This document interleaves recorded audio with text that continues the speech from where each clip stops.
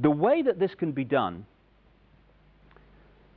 with a very few people, at the peak, that is because if you look at every organization today, be it a university, a school, a government, a secret society, anything, a multinational company, business of any kind, they're structured as a pyramid, which works like this. In any organization, you've got a very, very few people at the peak of the pyramid. That very few people know exactly what that organization's about, what its real agenda is, what it's really trying to achieve. The further you come down from that peak in any organization, you're meeting more and more and more people who know less and less and less and less about what the organization's really about. They only know their part. The CIA call this compartmentalization, keeping from everyone else in the pyramid how what they're doing in apparent innocence links in with what other people are doing in apparent innocence to produce a very sinister pattern. The Freemasons are a classic example of this.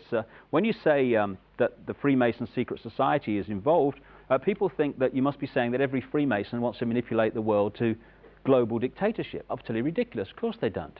But if you look at the Freemason structure, the vast overwhelming majority of Freemasons in the world, they never get higher than the bottom 3 levels of degree, the overwhelming majority.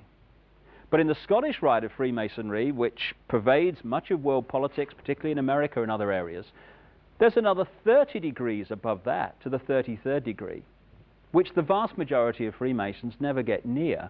And there's another 13 levels not officially accepted to exist, which some people call Illuminati degrees, which at that level, the Freemason secret society is in a different universe to the part where the vast majority of Freemasons exist, right down here. Compartmentalization. This is how it works.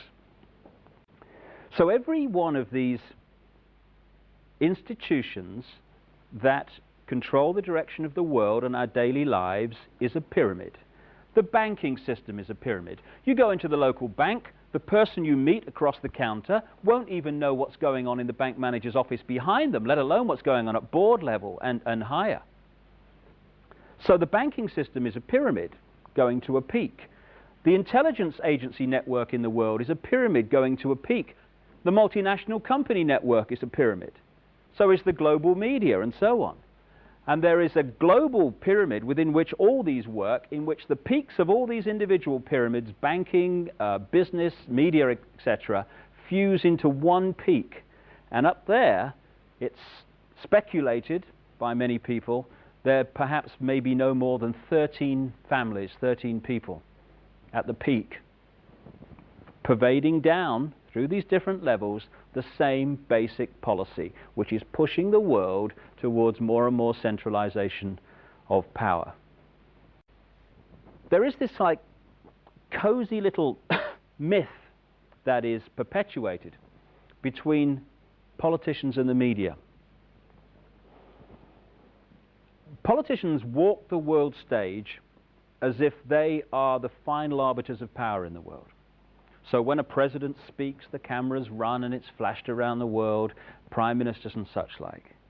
The media report the world as if presidents and prime ministers are the final arbiters and decision makers in the world, which means that the people above the level of presidents and prime ministers that really make the decisions, they're never looked at or exposed by the mainstream media because they're not accepted to exist.